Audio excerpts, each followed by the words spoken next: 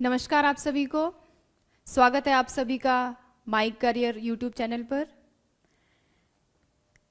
तो इससे पहले हमने जो पढ़ा था वो हिंदी भाषा के बारे में हम पढ़ रहे थे कि हिंदी भाषा की उत्पत्ति कैसे हुई, संस्कृत से हिंदी कैसे बनी, कितनी इसकी उपबोलियां हैं, कितनी इसकी उपभाषाएं हैं, उपभाषाओं का विकास कहाँ से हुआ है, और इसमें जो बाकी भाषा, इसमें कितने भाषा परिवार हैं, ये सारी चीज़ें हमने अभी तक हम पढ़ते आ रहे थे।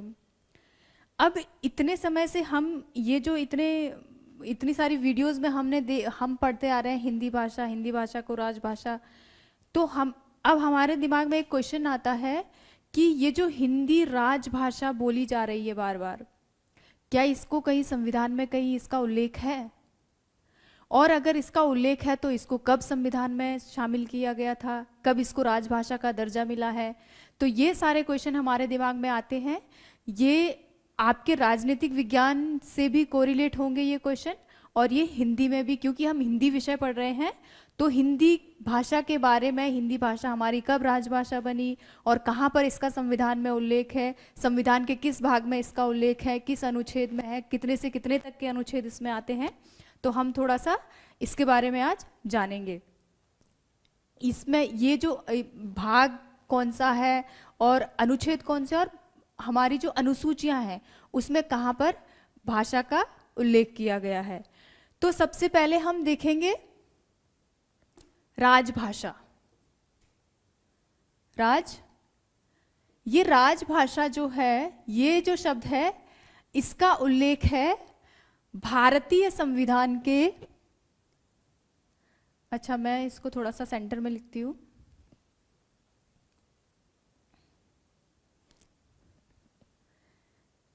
भारतीय संविधान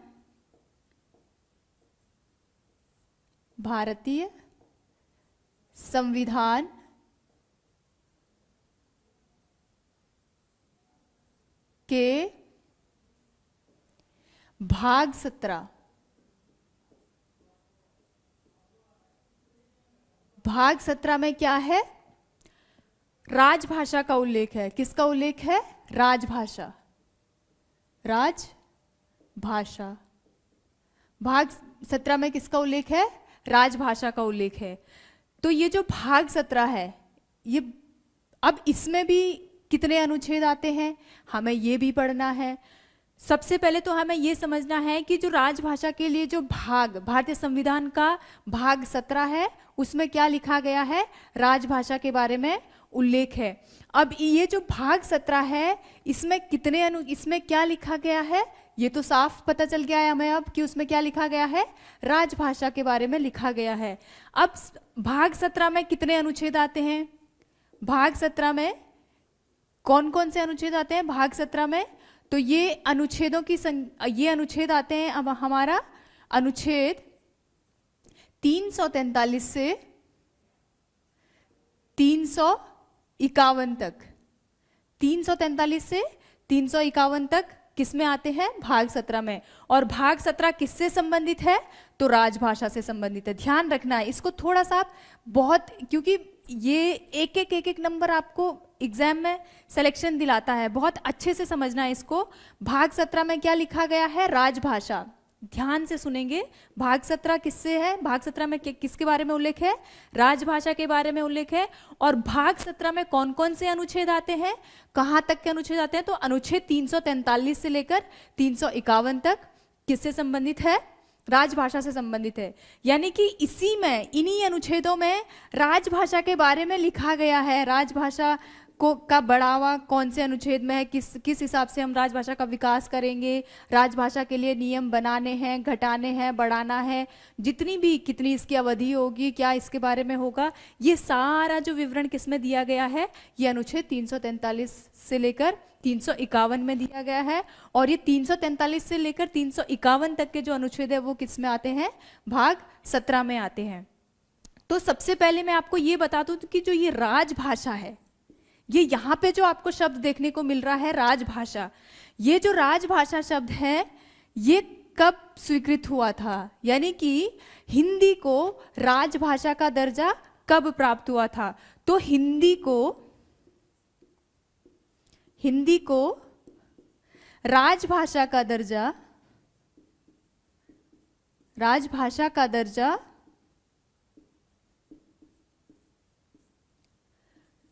कब हुआ था? 14 सितंबर 1949 को राजभाषा का दर्जा प्राप्त हुआ था। कब हुआ? 14 सितंबर 1949 को। अब हम एक चीज नोटिस करेंगे यहाँ पे कि 14 ही सितंबर को हम क्या मनाते हैं? हिंदी दिवस के रूप में भी मनाते हैं। हिंदी दिवस मनाते हैं कि नहीं? 14 सितंबर हर वर्ष हमारा क्या होता है? 14 सितंबर हिंदी दिवस के रूप में मनाते हैं। क्यों हमने 14 सितंबर ही लिया? क्योंकि 14 सितंबर 1949 को ही संविधान में हिंदी को राजभाषा माना गया था। अब थोड़ा सा हम यहाँ पे समझेंगे कि अगर 14 सितंबर 1949 को हिंदी को राजभाषा का दर्जा प्राप्त हो गया था, तो क्या राजकाज की भाषा 14 सितंबर से ही शुरू हो गई थी? यानी कि जो हमारे ऑफिशियल वर्क जो आज तक जो आज़ादी से पहले जो इंग्लिश में चल रहे थे, जो कामकाज चल रहे थे, क्या वो अब उसका दर्जा अब हिंदी ने ले लिया था? तो नहीं, ऐसा नहीं था। इसका दर्जा हिंदी ने अभी तक नहीं लिया था। क्यों नहीं लिया था? अब हम आगे इसमें पढ़ेंगे। ध्यान रखेंगे हिंदी दिवस कब मनाया जाता है? 14 सितंबर को। हर वर्ष 14 सितंबर को हिंदी दिवस मनाया जाता है। और हिंदी को राजभाषा का दर्जा कब प्राप्त हुआ था? तो वो हुआ था 1949। अब हम देखेंगे 343 शुरू करेंगे हम अनुच्छेद। फिर से एक बार दोहरा देती हूं, भाग 17 में क्या है? राजभाषा का उल्लेख है। और भाग 17 में कौन कौन से अनुच्छेद आते हैं? तो 343 से 351 तक अनुच्छेद भाग 17 में आते हैं।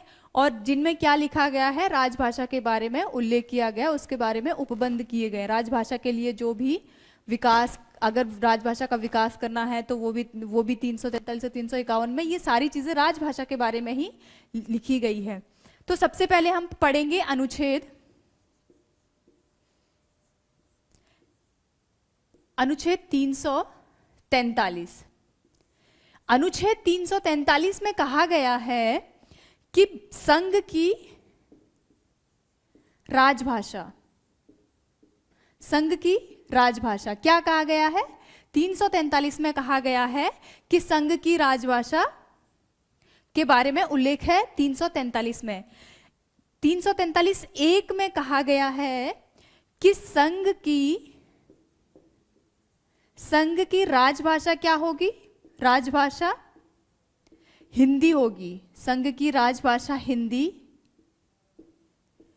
और इसके बाद मैं ये पॉइंट में याद करवा दूंगी आपको। एक तो इसमें 343(1) में क्या कहा गया है? संघ की राजभाषा हिंदी होगी। और इसी में ही 343(1) में कहा गया है कि इसकी जो लिपि है, लिपि देवनागरी होगी। लिपि देवनागरी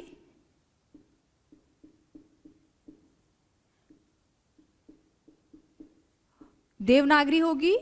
और अंक, ये अंक जो हम पढ़ते हैं यानी कि गिनती, जो हमारे अंक हैं वो उनको हम क्या करेंगे?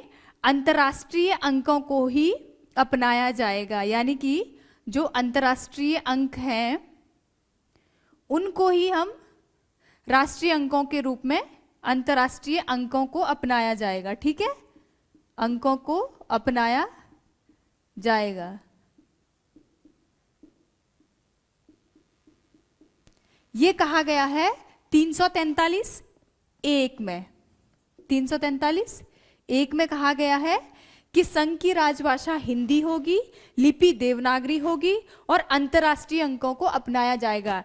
यहाँ पे ये अंतर्राष्ट्रीय अंकों से मैं आपको थोड़ा सा समझा देती हूँ। यहाँ पे अंतर्राष्ट्रीय अंक जो लिखा हुआ आ रहा है, हिंदी के जो अंक हैं, गिनती जिसे हम बोलते हैं, 1 इकाई, 2 इकाई, 3 इकाई, 4 इकाई, 5 इकाई, 6 इकाई, ये आगे कंटिन्यू जो बढ़ती जा रही है, इन अंकों को ना अपनाकर, मतलब ये हमारा इनको ना ध्यान, ऐसा नहीं है कि इनको हम नहीं लिखते हैं या इनका हमारा कहीं उल्लेख नहीं है। इनका संविधान में इन्होंने कहा है कि अंतर्राष्ट्रीय अंकों को हम अपनाएंगे। यानी कि 1, 2 3 4 5 6 7, ये जो अंक है इनको हम अपनाएंगे। तो यानी कि अगर हम कभी हम ये जो 3 4 3 ये क्या है, ये अंतर्राष्ट्रीय अंक है, तो इनको अपनाया गया है और इनको नहीं। अब हमारे पास यहाँ से बस यही थोड़ा सा आपको ध्यान रखना है कि अंतर्राष्ट्रीय अंकों को अपनाया जाएगा, मतलब ऐसा नहीं है कि जो ये 1 2 3 4 है ये कहीं लिखे हुए आपको नहीं दिखेंगे या इनको नहीं कहीं रखा गया है, इनको भी लिखा जाता है लेकिन इनको भी अपनाया गया है। तो अगर कुछ हमारा राजकाज में अगर हम इन अंकों को लिखेंगे तो ये अंक मान्य है। ठीक है, तो 343 में ये सारे उपबंध किए गए हैं। अब हमारे पास ये मैं आपको जो इम्पोर्टेंट जो महत्वपूर्ण तथ्य हैं वो आपको बता रही हूँ। इसके बाद हमारे पास अगला आर्टिकल आता है 343। मैं आपको वो अनुच्छेद बता रही हूँ जो बहुत बार परीक्षा में पूछे गए हैं, एग्जाम में जिनका बहुत बार उल्लेख हुआ है, मैं उन्हीं अनुच्छेद के बारे में चर्चा करूंगी। इसके बाद हमारे पास आता है 343 का ही 343(2) में। अब 343(1) में क्या था कि हिंदी जो है वो देश की राजभाषा, संघ की राजभाषा होगी और लिपि देवनागरी होगी और अंक कौन से होंगे 1 2 3 4 5। 343(2) में कहा गया, जो हमारा क्वेश्चन क्या आ रहा था वहां पे कि 14 सितंबर 1949 को हिंदी को राजभाषा का दर्जा प्राप्त हुआ था संविधान में। लेकिन अब यहाँ पे आप देखोगे कि क्या हो रहा है, जब ये राजभाषा का दर्जा दिया जा रहा था हिंदी को, तो जब इसका ये राजभाषा के दर्जा के लिए जब बात उठी कि हिंदी को राजभाषा का दर्जा दिया जाएगा, तो क्या हुआ, अब उसमें ऐसा तो था नहीं कि सिर्फ वही सदस्य थे जो उत्तर भारत से आते थे या जहाँ जो हिंदी बाहुल्य क्षेत्र है वहाँ से आते थे। यहाँ पे तो उस सभा में जो बैठे हुए लोग थे उसमें दक्षिण भारत के भी लोग थे, जिनको क्या हुआ, उनको थोड़ी सी उन्होंने आपत्ति जताई कि अगर हिंदी भाषा को अगर राजभाषा माना जाएगा तो, क्योंकि दक्षिण में क्या है, हिंदी भाषा का इतना प्रचार प्रसार नहीं है, तो उन्होंने इसके ऊपर आपत्ति जताई कि हिंदी भाषा को राजभाषा का दर्जा नहीं देना चाहिए या नहीं दिया जा सकता।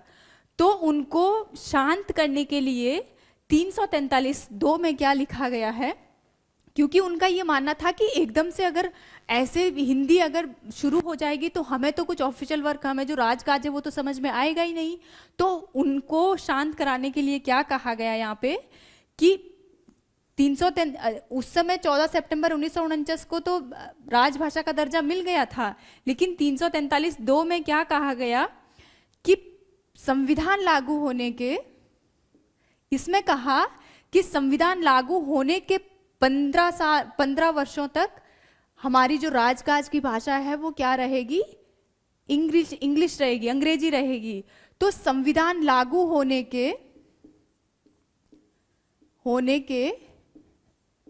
15 वर्षों तक, ध्यान रखना है आपको, 15 वर्षों तक क्या होगा, 15 वर्षों तक राजकाज की भाषा अंग्रेजी ही चलती रहेगी, अंग्रेजी ही चलती रहेगी।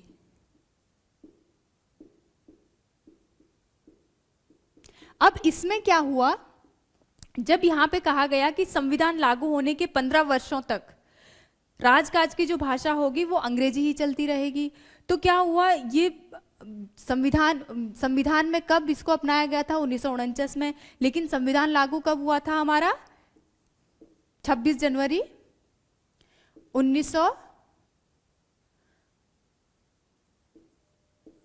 ठीक है, अब क्या हुआ, जब हमारा संविधान लागू हुआ उसके बाद 1950 के बाद 15 साल कब होने थे, 1965 तक तो क्या हो जाता, ये हिंदी रहती, वो अंग्रेजी ही रहती। अगर मोटा मोटा हिसाब देखें तो 1965 तक तो अंग्रेजी ही रहती, क्योंकि यहाँ पे साफ साफ लिखा था कि संविधान लागू होने के 15 वर्षों तक, मतलब जब संविधान लागू हो जाएगा उसके 15 वर्षों तक जो राजकाज की भाषा है वो क्या चलती रहेगी, अंग्रेजी ही चलती रहेगी। तो ये किसके बारे में, फिर से मैं आपको बता रही हूँ, ये हम सारा हिंदी भाषा के बारे में पढ़ रहे हैं कि हिंदी भाषा के लिए संविधान में कौन कौन से अनुच्छेद दिए गए हैं। तो 343 से लेकर 351 तक के अनुच्छेद किसके बारे में लिखे गए हैं, हिंदी भाषा के बारे में लिखे गए हैं। और भाग कौन सा है, भाग 17, जिसमें क्या लिखा गया है, राजभाषा, और राजभाषा हमारी क्या है, हिंदी है। इसी में तीसरा क्लॉज आया 343(3) में लिखा गया कि 343 के 2 में तो लिखा गया था कि 15 वर्षों तक राजकाज की जो भाषा है वो अंग्रेजी चलती रहेगी।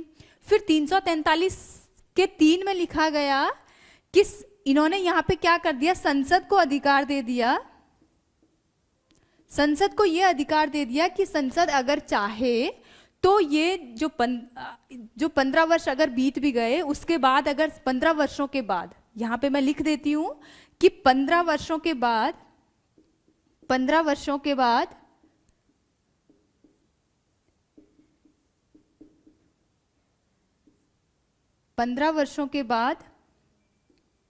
संसद, यानी कि यहां पे अब किसको अधिकार दे दिया इन्होंने, संसद को। संसद अगर चाहे तो अंग्रेजी को राजकाज की भाषा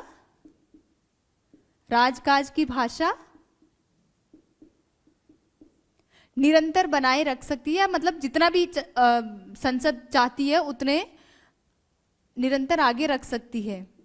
यानी कि ये किसको ये अधिकार दे दिया गया था, ये संसद को दे दिया था।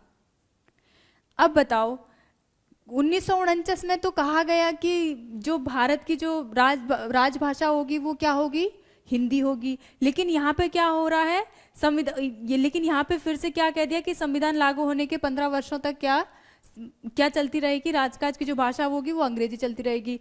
फिर 343 में इन्होंने क्या कह दिया कि 15 वर्षों के बाद भी अगर संसद को लगता है कि अभी भी जो हिंदी का इतना प्रचार प्रसार नहीं हो पाया है, तो अगर संसद चाहे तो 15 वर्षों के बाद भी अंग्रेजी को, ये मतलब संसद चाहे, इस शब्द को, अगर संसद अगर चाहे, इस शब्द को आपको थोड़ा सा समझना है कि संसद अगर चाहे यानी कि अधिकार किसको दे दिया, संसद के पास दे दिया। यहाँ पे अधिकार किसके पास चला गया, संसद के पास चला गया कि संसद अगर चाहे तो क्या कर सकती है, इसको और आगे बढ़ा सकती है। ठीक है, अब ये तो था हमारा आर्टिकल 343। तो एक सिंपल सा क्वेश्चन आता है कि राजभाषा का उल्लेख किस अनुच्छेद में कहा गया है कि भारत की राजभाषा हिंदी होगी, लिपि देवनागरी होगी और अंतर्राष्ट्रीय अंकों को अपनाया जाएगा। तो वो है 343(1). और 343(2) में क्या लिखा गया था, संविधान लागू होने के 15 वर्षों तक जो राजकाज की भाषा है उसको अंग्रेजी ही चलती रहेगी। ठीक है, फिर 343(3) में क्या कह दिया इन्होंने कि 15 वर्षों के बाद संसद अगर चाहे, यानी कि यहाँ पे इन्होंने किसको अधिकार दे दिया, संसद को दे दिया कि संसद अगर चाहे तो इसको आगे भी कंटिन्यू रख सकती है। अब इसके बाद हमारे पास एक और जो इंपॉर्टेंट अनुच्छेद पूछा जाता है वो है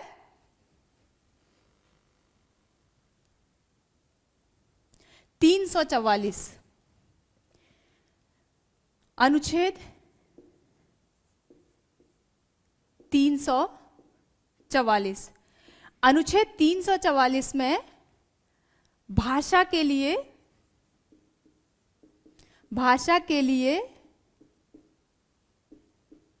आयोग का गठन।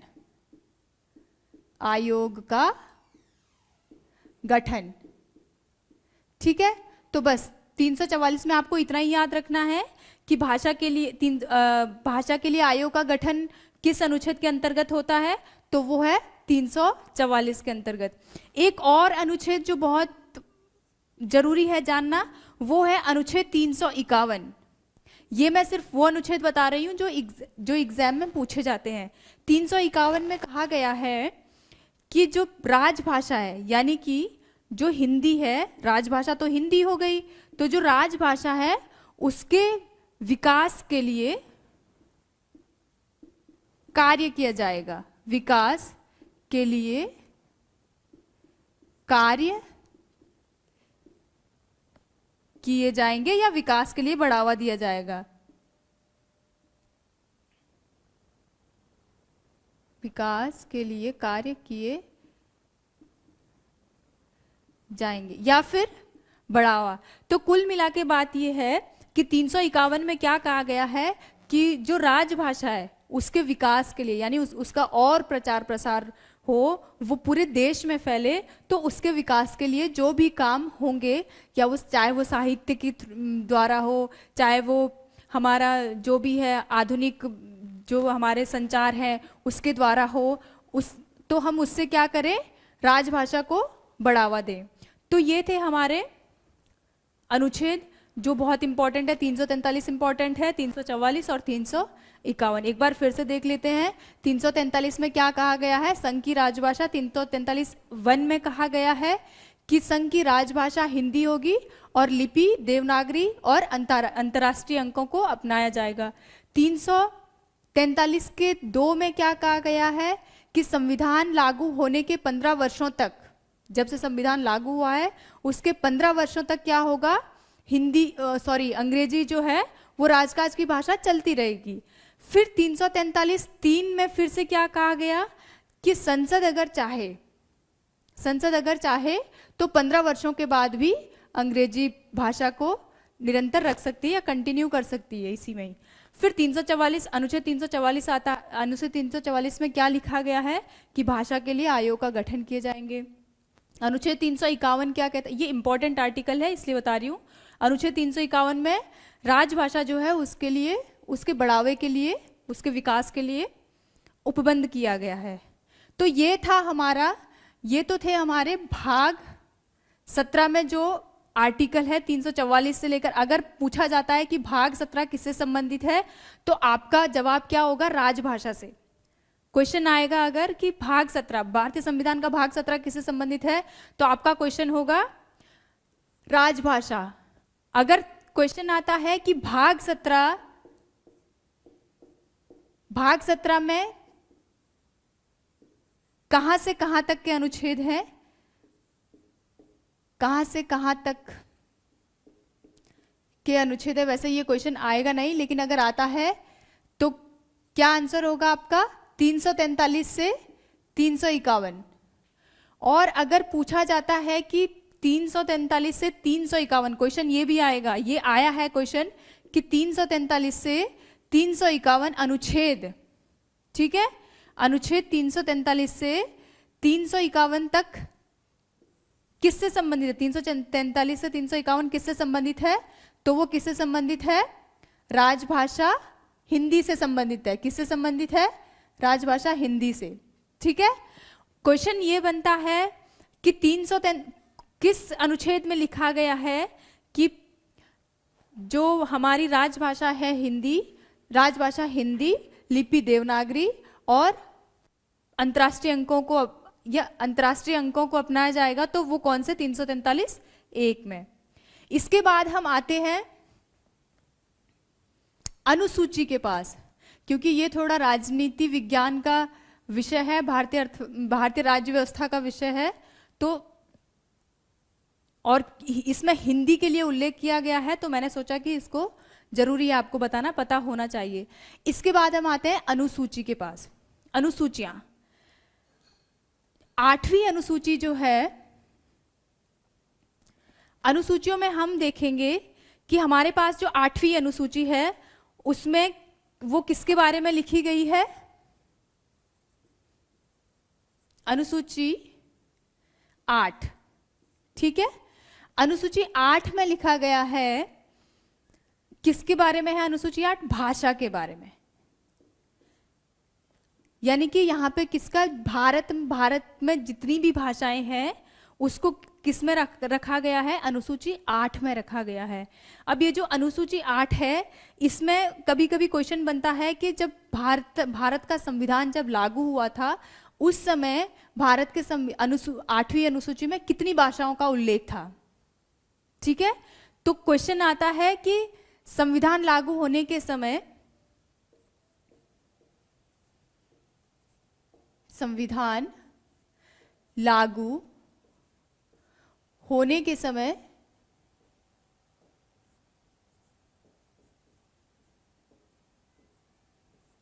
कितनी भाषाएं थी?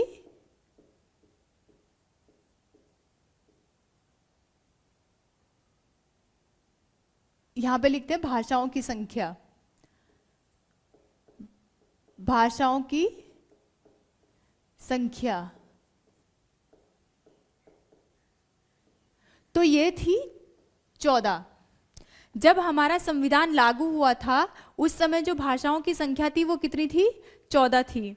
फिर क्या हुआ, और वो 14 कौन कौन सी भाषाएं थी? ध्यान रखना है, अनुसूची 8 में भाषाओं का उल्लेख है, और उन भाषाओं में कौन कौन सी 14 भाषाएं थी जब भारतीय संविधान लागू हुआ था, उस टाइम कौन कौन सी भाषाएं थी, तो उसको एक बार देख लेंगे। भाषा का उल्लेख है और कौन कौन सी भाषाएं हैं, तो इसको थोड़ा सा आपको याद करना पड़ेगा। सबसे पहले हम देखेंगे असमिया, 14 भाषाएं आनी चाहिए हमें। असमिया, दूसरी बंगला, तीसरी गुजराती, हिंदी,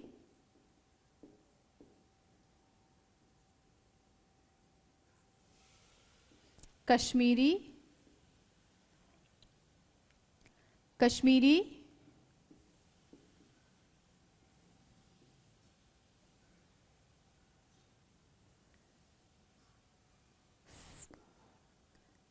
कन्नड़,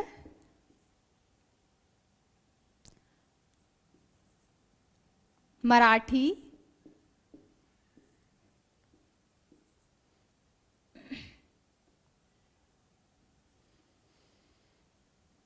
मलयालम,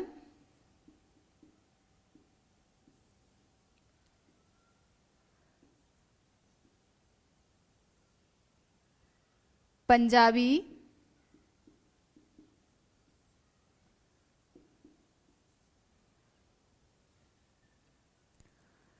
संस्कृत,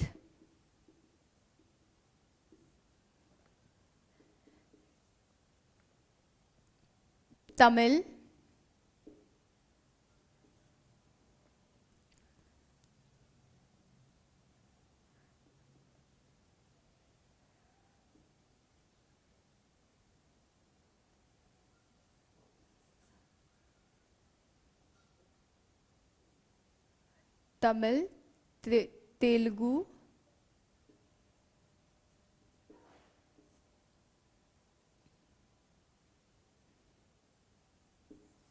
उर्दू और उड़िया। ये थी हमारी 14 भाषाएं जब हमारा संविधान लागू हुआ था। उस समय जो संविधान में लिखित 14 भाषाएं थी वो हमारी ये थी। कौन कौन सी थी? असमिया, बंगला, गुजराती, हिंदी, कश्मीरी, कन्नड़, मराठी, मलयालम, पंजाबी, संस्कृत, तमिल, तेलुगु, उर्दू और उड़िया। इसके बाद क्योंकि वर्तमान में कितनी भाषाएं हैं? वर्तमान में जो भाषाएं हैं वो है, वर्तमान में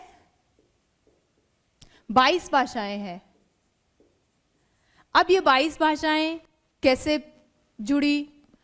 तो संविधान संशोधन जब हुए, आपको 368 आर्टिकल याद होगा। 368 में क्या है? संशोधन की प्रक्रिया है। तो संविधान में जब भी संशोधन होता है तो वो ऐसे ही नहीं हो जाते हैं कि जब मर्जी तब संशोधन कर लिए। उसके लिए प्रावधान किया गया है कि हम संविधान में संशोधन कर सकते हैं। तो उसके लिए हमारा आर्टिकल कौन सा आता है? 368। इसी के अंतर्गत क्या हुआ है, हमारी भाषाएं 14 से 22 हुई है। कब कब हुई है वो देख लेते हैं। तो हमारी जो 14 से जो 22 भाषाएं हुई है उसमें सबसे पहला जो संशोधन हुआ था भाषाई आधार पर, वो कब हुआ था? वो था हमारा 21वां संविधान संशोधन था और 21वां संविधान संशोधन 1967 में हुआ था और जिसमें किसको जोड़ा गया था? सिंधी भाषा को जोड़ा गया था।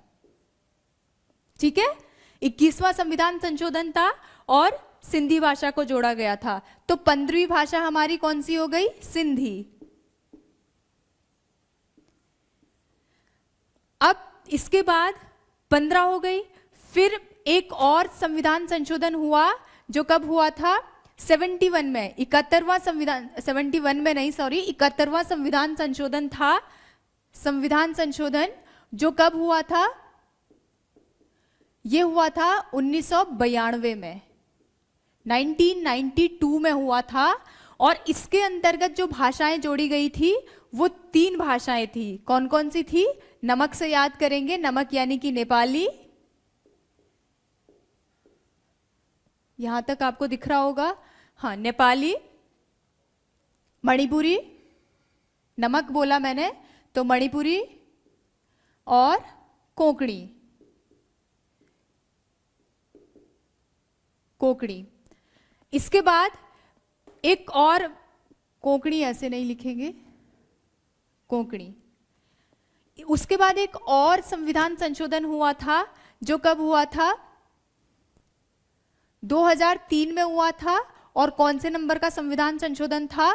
तो वो था 92वां संविधान संशोधन। और इस कब हुआ था? ये 2003 में हुआ था। इसके अंतर जब ये संविधान संशोधन हुआ था तो इसके अंतर्गत कौन सी भाषाएं जोड़ी गई थी? अब ये कितनी, ये जब 92वां संविधान संशोधन हुआ तो कितनी भाषाएं जोड़ी गई? 3। तो 15 तो पहले सिंधी जोड़ दिया था पहले ही, ठीक है, 1967 में सिंधी जोड़ दिया था। तो इसके बाद क्या आ जाएगा? 3 और जुड़ जाएगा, तो ये क्या हो जाएगा? 18 हो जाएंगी, जिसमें क्या क्या आ जाएगा? नेपाली, और फिर उसके बाद आएगा मणिपुरी, और फिर उसके बाद आ जाएगा कोंकणी। कोंकणी, ठीक है। अब 18 हो गई। फिर 92वां संविधान संशोधन 2003 में जब हुआ तो इसमें कितनी भाषाएं जोड़ी गई? 4 भाषाएं। जो कौन कौन सी थी? बोर्ड मार्क्स के हिसाब से याद करेंगे, मैथ्स में आप पढ़ते होंगे, तो हो जाएगा बोडो, डोगरी, मौ से हो जाएगा मैथिली, और संथाली। ये 4 भाषाएं जोड़ी गई थी 2003 के संविधान संशोधन में। जब 92वां संविधान संशोधन 2003 में जो हुआ था उसमें कौन सी 4 भाषाएं जोड़ी गई थी? बोडो, डोगरी, मैथिली, संताली। इसमें आप नमक से याद रखेंगे, नमक, ब-ड-म-स, यानी कि बॉडमास, नमक। और सिंधी को आप अकेला याद कर लेंगे, एक तो याद कर ही लोगे। इसको कैसे याद करना है? तो इसके लिए मैंने एक तरीका बनाया था, खड़ी बोली टाइप्स, थोड़ा सा हम इसको पढ़ेंगे। अब ग्राहक, गौ को हम ग्रह पढ़ लेंगे, ग्राहक, कम, मऊ। यहाँ पे ये जो उड़िया है, ये मऊ, यहाँ पे भी आप कर सकते हैं, तो ये मऊ हो जाएगा, मऊ, ऊ हो जाएगा। फिर यहाँ पे तो उड़िया को आप यहाँ पे रख सकते हो। मऊ, पसंद का कर देंगे, पसत। तो पसत से क्या हो जाएगा? पंजाबी, संस्कृत, तमिल, और फिर पसत, ताऊ। तो ताऊ से ता तो नहीं है यहाँ पे, लेकिन तेलुगु और उर्दू हो जाएगा। तौ से तेलुगु और ऊ से उर्दू, ठीक है। तो इसको ऐसे याद करना है, क्योंकि ये 14 भाषाएं हैं तो इसको याद करना थोड़ा, तो मैंने इस ट्रिक से याद किया है। अब ग्राहक, कम, मऊ, यानी कि मुंह के लिए बोला जा रहा है, मऊ, पसत, ताऊ, यानी कि अब जो ग्राहक है वो जो दुकानदार है उसके मुंह को कम पसंद करते हैं। तो उस वे में थोड़ा सा मैंने इसको बनाया है, आप भी इसको ऐसे ही याद कर सकते हैं। और इसको कैसे याद करना है, सिंधी, फिर सिंधी एक अकेली बचेगी, उसको तो आप कैसे भी, 21वां संविधान संशोधन है 1968 में हुआ है, और किसको जोड़ा गया था, सिंधी को। इसको 71वें संविधान संशोधन में कौन कौन सी थी, 3 थी, नेपाली, मणिपुरी और कोंकणी। नमक से याद करेंगे। 92वां संविधान संशोधन 2003 था, जिसमें क्या था, बोडमास, बोडो, डोगरी, मैथिली और संथाली। और अब हम इसमें क्या कर देंगे, 19वीं कौन सी हो जाएगी हमारी, बोडो, 20वीं हो जाएगी डोगरी, 21वीं हो जाएगी मैथिली,